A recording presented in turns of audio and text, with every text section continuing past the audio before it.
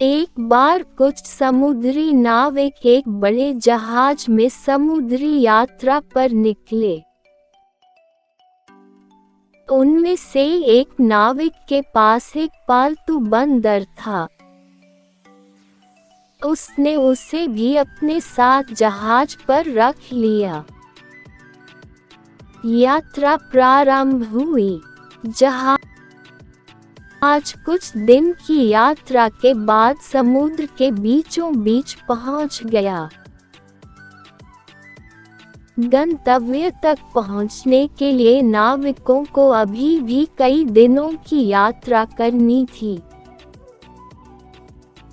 इतने दिनों तक मौसम नाविकों के लिए अच्छा रहा था,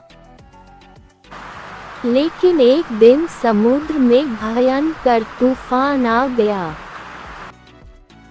तूफान इतना तेज था कि नाविकों का जहाज टूट गया। नाविकों के जहाज को बचाने की बहुत कोशिश की, लेकिन अंततः जहाज पलट गया। नाविक अपनी जान बचाने के लिए समुद्र में तैरने लगे। बंदर भी पानी में जा गिरा था। उसे तैरना नहीं आता था। वह डूबने लगा और उसे अपनी मौत सामने नजर आने लगी। वह अपनी जान बचने के लिए चीख पुकार मचाने लगा। उसी समय एक डॉल्फिन वहां से गुजरी। उसने बंदर को डूबते हुए देखा तो उसके पास गई और उसे अपनी पीठ में बिठा लिया। वह बंदर को लेकर एक द्वीप की ओर तैरने लगी। द्वीप पर पहुंचकर डॉल्फिन ने बंदर को अपनी पीठ से उतारा। बंदर की जान में जान आई। डॉल्फिन ने बंदर से पूछा, क्या तुम इस स्थान को जानते हो? हाँ बिल्कुल, यहाँ का राजा तो मेरा बहुत अच्छा मित्र है, और तुम जानती हो कि मैं भी एक राजकुमार हूँ। बंदर की आदत बढ़ा चढ़ाकर बात करने की थी। वह डॉल्फिन के सामने बड़ी बड़ी बातें करने लगा। डॉल्फिन समझ गई कि बंदर अपनी शान बढ़ाने के लिए झूठ बोल रहा है,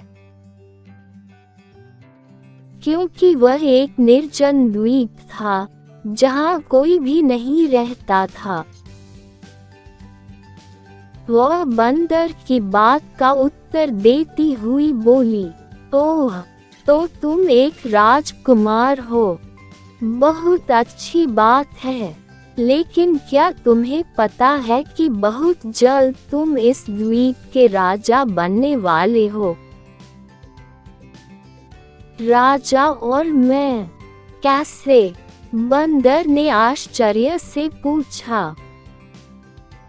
वो इसलिए कि तुम द्वीप पर एकलौते प्राणी हो, इसलिए बड़े आराम से यहाँ के राजा बन सकते हो। मैं जा रही हूँ, अब तुम अपना राजपाट संभालो। इतना कहकर डॉल्फिन तैरकर वहां से दूर जाने लगी।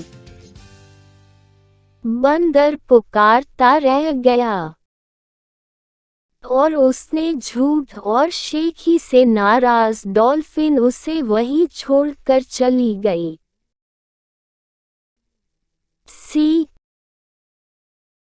व्यर्थ की शेखी बघारना मुसीबत को बुलावा देना है।